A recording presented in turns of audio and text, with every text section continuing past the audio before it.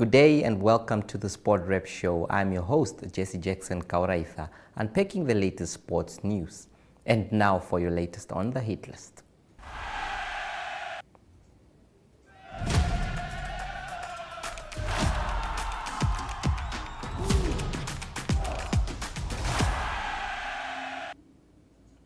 Brave Warriors coach Colin Benjamin announced 52 players as preliminary squad in preparations for the Brave Warriors World Cup qualifiers against Liberia and Tunisia, as well as the upcoming COSAFA tournament. Here is the video from the coach. It is that time of the year again where the nation will engage our football team, the national football team for men, into two competitions, and the coach will get into those details. And this is basically an announcement of the preliminary team. So we have the goalkeepers as Loy Kadapa from Chipa United. We have Edward Malva, Tax in South Africa. We've got Jonas Mateus from Ongos. Gatangwe Ruhaka from Nampo. We have Branko Rukoro from the Omaheke region. I'm deliberately saying Omaheke region because we scouted them at the Newspaper Cup. Rupura Shambeni was also the goalkeeper of the tournament. He's from Onsati region. We have 6 goalkeepers. The defenders, we have Ryan Nyambe, he's playing with Derby County. Ivan Kameripas of Rapa. Joseph Bonafius is with Yuna. Gerson Paulus is with Julinho. Charles Ambiras with African Stars. Tuli Nasihwas with Tigers. Aaron Abubakir is with Blue Waters. Erasmus Ikenge is with Nampo. Ananias Gebhardt with Baroka. Rian Hanamuk is with Amazulu. Donateni Haindongo is with Okahanja. Edmund Kamanda, African Stars. Rehabi Mbango with Nampo. Ruben Chihumu with Julinho. Then we have 2 young players with Marek Mangundu Kapuro from the Kavango East region. We have Namaya Bona Matengu from the Zambezi region. These 2 boys, actually really looking forward to them because they've got a good body, they've got good structure, and they seem very hungry. I love that. Somebody's hungry. Aprosius Pietrus with Cape Town City, these are the midfielders. We have Moses Hidolo with Chula Chula, Chipeka Rombe with Yunan, Pandenika Jambanga, Blue Waters, Stanley Njavera Ongos, Romeo Kansume Matebele in Botswana, Paula Zamutenya Yunan, Jiraira Maharero, African Stars, Radhikwa Muyoro Okahanja, Lawrence Dwese Eshoke, Stanley Shippers Okahanja, Simon Elabo Ongos, Stem Dahangwapo Blue Waters, Erastus Kulula Blue Waters, Wangu Batista Gomez Ongos. We've got Edma Kamatuka, he's currently in the books of Sekukune. We've got Ben Richard Nami of Comas Nampo, Giovanni Engelbrecht, Orlando Pirates Namibia, Dion Hoto, Orlando Pirates South Africa, Shimbawia Kapuo, young African, lots of potential. Let's see how that goes. Looking forward to having him. Fares Haidula Chula Chula, Bamba Lucas Mahameno Kavango is tall, big Kavango boy, good. Looking forward to that one. Mauricio Yanari, Erongo region, Punaeka Shimune, Omaheke. I don't know if you guys were at the cup. We hope be cool with him. Let's give him time. Lots of potential. Remember, these guys are not soft, they need chances. Peter Shalulile is a striker, Mamelodi Sundowns, Betwell Mudeu, Black Leopards, George Marcelino Eshoke. We've got Gonzalez Tsusep, he's with Police 11 in Botswana, and we've got Cleophas Usep in Orapa. It's a squad of 52. They're going to come in next week on Tuesday. Around 36, 37 will come in on Tuesday. We'll work with them and we'll assess them. We'll groom them, we'll give them the platform. it's young boys, like I said, they need a chance. We all receive a chance. And just for you, for your relation, just to think about it, if I was to ask you who was our best player at the AFCON, obviously we're in a room of 50 people, there's going to be 50 different answers, but the one that matters the most is mine. I think Ambrosius Petrus did a good job at the Nations Cup. He was rewarded with that move to Cape Town City. When Ricardo Manetti brought him in 2018, he was also around 18 years old. Now with 24, he makes a move to Cape Town City where he can provide for his family. That's what we want. He's got 24 caps.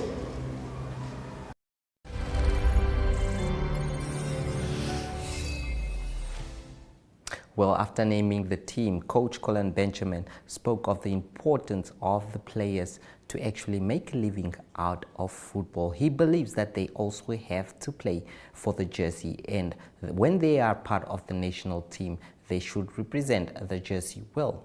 This is what he had to say.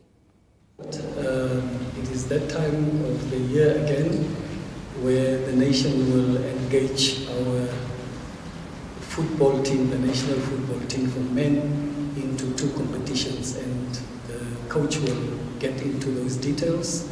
And this is basically an announcement of the preliminary team that is relatively high in terms of numbers, but the coach will get into how this will be accommodated for the 2 competitions that the team will be called up for. Coach, let me move the microphones to you. And they are all geared for you. Director of Ceremonies, Mr. Mweti, seasoned, thank you so much for the platform. Obviously, I have to recognize the presence of my leadership. This is it's actually, it's an honor, it's a pleasure also sitting at this, I think a very good event in the sense of this excitement. It's something that we have to look forward to. It's the Brave Warriors, it's the darling and the firstborn of the Namibian nation. Obviously also council member Kandundu with your team. The deliberations were very positive, we appreciate that. Technical director. Our stakeholders in the form of media. It's beautiful that we have this packed house. This actually also takes us back, or takes me back, when we were at that AFCON, when we knew that our people are behind us, and quite frankly, I've never had it like this, so the interest is there, and we appreciate you, and welcome. Okay, I think we can just go into it. It's going to be an open one. You're obviously very free to ask me any question, but before we go there, I also just want to recognize and also just give homage and say how proud we are of these players that took us to the AFCON, that took us to the second round. It took us 26 years, guys, 26 years to get to the second round, so it is something special. Personally, I'm not going to allow anybody to downplay it. It took us 26 years to get there, and I think it's now our duty with this team, all of us together as a Namibian nation, to see that we actually then have to go further, the next one.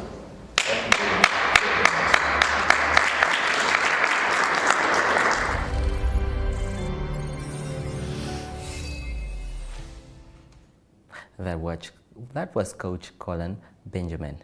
It is crunch time for the Southern Stream First Division title contenders, with only one of 12 teams coming in contention for promotion to the Debmarine Namibia Premier League as the season draws to a close. Namibia Correctional Service will cross on 19 May at Montesa Stadium in what promises to be mouth-watering affair and a possible title decider.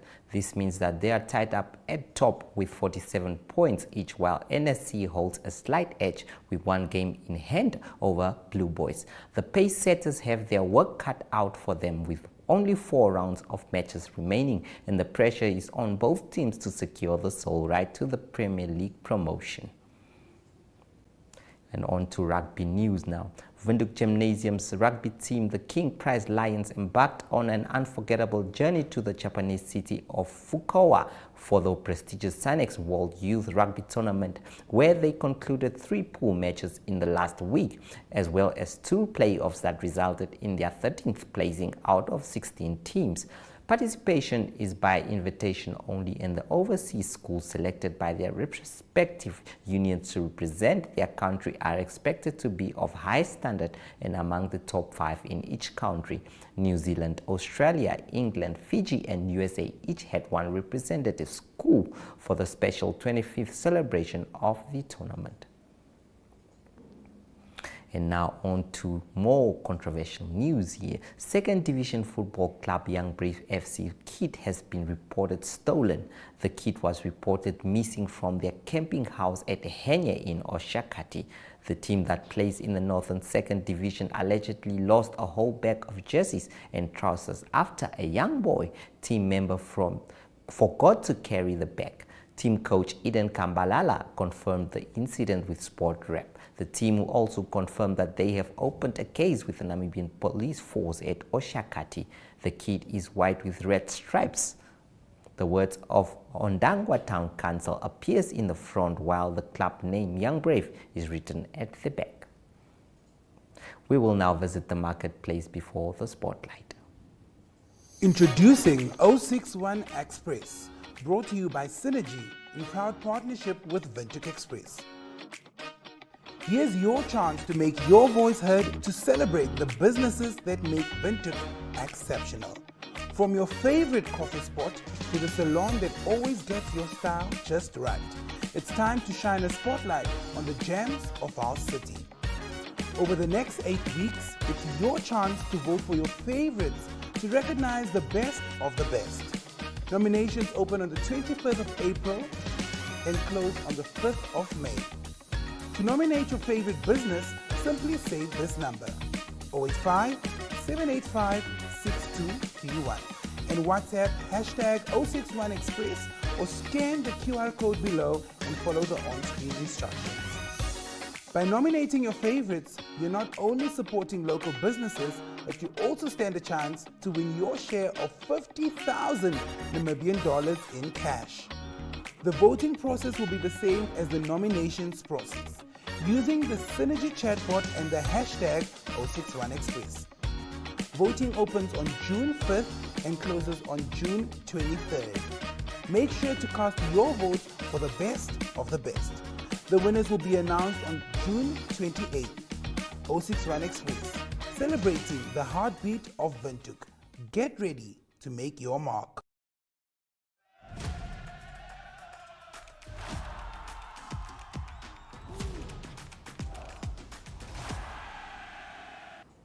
Today on the Spotlight, the Namib Race 2024, a grueling 250 kilometers, 6-stage, 7-day ultra-distance race across the world's oldest desert, the Namib Desert in Namibia, drew over 100 participants from 47 countries, including 3 representatives from the host nation. The race, which started on Sunday, 28 April, took place in the Skeleton Coast National Park, all the way to the Atlantic Ocean. Journalist Precious Dandapo shared these videos for us. Wonderful, wonderful. All right. Proud. First lady. Now listen to me, Pamela. I have with me Precious. She's from the newspaper and she wants to talk to you about a lady participating in an ultra race. Not a lady, a Namibian. No? A Namibian. And there's she in front of you. Speak to her. We are proud of you. Okay, and so you are Pamela, late. please tell us how the race was for you. Take us through the race. How are you feeling right now? How did you prepare and how was everything? The race was fine. It was a bit difficult, but I'm happy that I managed to finish. Everything now is painful, but I managed to finish the race. It was so difficult, but I'm very proud of myself. Okay, and what are some of the challenges that you faced during the race? The challenge that I faced, it was the bag on my back and the new shoes. I did not train with the shoes. I did not train with the bag. So first day, I experienced a lot of sores on my back. So, and I was having cramps on the legs. Yeah. But you pushed through and you overcame it. Yes. How I are you overcame feeling it. right now? Right now I'm fine. Yes. Okay, so definitely next year again, will you be participating? Next year I would definitely. How many kilometers did you do today? Today I did 10 kilometers. Yes. Thank you so much, Pamela. Thank you. Yeah, the race was good. The first day I was leading to take a professional behind them. I come number 6 because I don't want to go forward and no experience. It's my first time to join Namibia race, the race, the planet. Then the second day, I follow the professional again. I leave the other behind. I follow the number 1. I come the position number 2. Then the second day, I take a wrong of food that I didn't use it in my life when I'm exercise. I get a stomach, then I just walk the whole day. I didn't run. I don't know which number I was. Then the 4th day, I showed them that now I'm a professional. I come the first position. In the longer one, 82 kilometers, I followed them, I joined them, how to run the 82 kilometers. I stand behind and front. When I see how they use their food, I go forward. All of the checkpoints 5, I was front. Then I see that now I have experience. I know that I'm behind for the other hours. Let me take my decision to finish this 82 kilometers, and next year I will be number 1. This is the final to finish the 250 kilometers in the world. Namibia come the first to finish the line. Thank you. Thank you.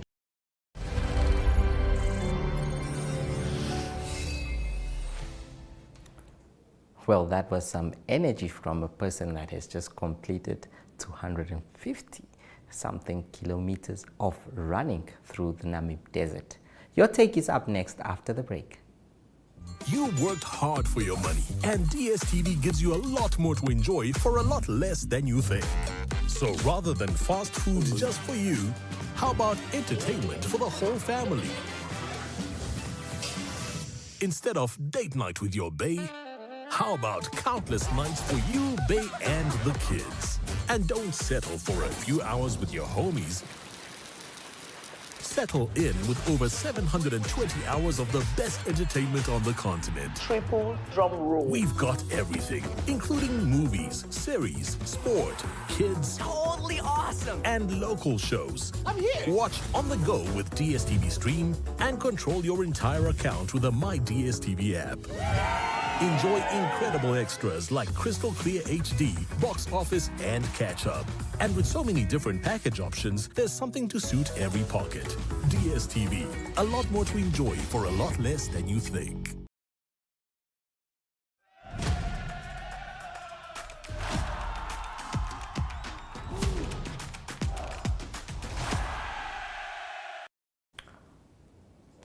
On today's Your Take, Brian Munango speaks to Namibia Hockey Union President Regan Greig. This interview was adapted from our program, Hoikwala. Enjoy. Okay, well, guys, for this one, I am joined by the president of the Hockey Union, Greig, who's just here to tell us more about the wonderful event that we are all excited for that's taking place in Swakopmund. That's the Indo Africa Cup that we do have. How excited are you for this one? And just tell us more about it. Okay, thank you. Thank you, Brian. You know, in one word, I'm extremely excited. So we've only got 20 days to go. When we had the opportunity to host this, always from a small nation like ours to be entrusted with such a big event, we were very excited. And you know, from the teams that represent us, I'm always thankful that they can get that exposure, because now we've got the opportunity where we've got 4 nations that are going to be playing. It's Botswana, Zimbabwe, Namibia, and South Africa. This also allows, I think, the growth from an Africa perspective. So if you look at indoor, in the men's side, there's about 48 countries that play. On the women's side, I think there's about 45 countries that play. And in Africa, we're trying to grow the sport every year. We've been lucky that at the last World Cup, we had 2 teams that finished in the top 8. We had South Africa, number 6, and us, number 8 in the men's side. And because of those results, we now have the opportunity that 2 teams from Africa will qualify for the World Cup in Croatia in February 2025. So I guess in short, as a hockey enthusiast player, I'm really happy and thankful that we've got this opportunity. Okay, a player in your days, like you said, we are hosting this event, and this event can allow us to qualify for the World Cup. That is, since we are hosting it, and it's the 3rd time we're hosting the event, how important is it for our Namibians, you know, to come support the boys and the girls that will be playing? Because I mean, support definitely does increase the chance of getting us to get into those top 2 places. Yeah, it's always exciting. I mean, when you play, yes, you play for yourself, but also there's the hockey community, and you represent all the hockey teams and all the supporters, the parents. We represent the nation. So if we can have all of that support present on the day, it really makes it more exciting, not just for the players, but I think the more people that we have there, it's a momentous occasion. So I look forward not just to the excitement of the event, the support that will get our players to play even better, and then it will be nice to celebrate when we do have the success come 26 May, when the finals are being played. Okay, speaking of proceedings and everything that's in line for the tournament, how are things looking? How are the progressions looking? So we've got a local organizing committee. Mary Hansen, she chairs that committee. So that's probably a question which is more appropriate to her. But I know that on the 17th of this month, we've got our send-off. So what we'll basically, both the girls or the women and the men's team, we'll send them off, and they'll effectively, I think at that time, already travel to the coast or start settle their base there. On the 23rd of May, we hope to have the opening function. So that's the Wednesday. I think is it the Wednesday, right? The 23rd. So that Wednesday evening, we'll have an official opening where we will have hockey or delegates and leaders from around the world. We'll have the teams, and we'll have an official opening function. Then we'll have all the games which are scheduled until we've got the finals on the Sunday, and then a closing ceremony. So all in all, I think we're well on track to, from a hosting perspective, we're prepared. But maybe I should add here that, and you and I had a discussion earlier where I said to you, it is for our team to play as well as they do. It is important that they've got this international competition all the time, you know, because there's new players coming up.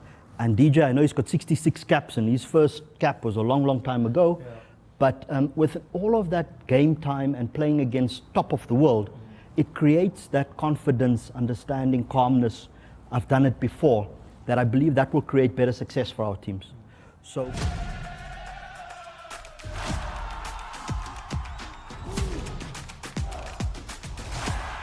Good day everyone, time for International Sports News, starting off with English Premier League, and it was a game that was played between Manchester United and Crystal Palace. Game was played at Crystal Palace, and a very impressive win for Crystal Palace.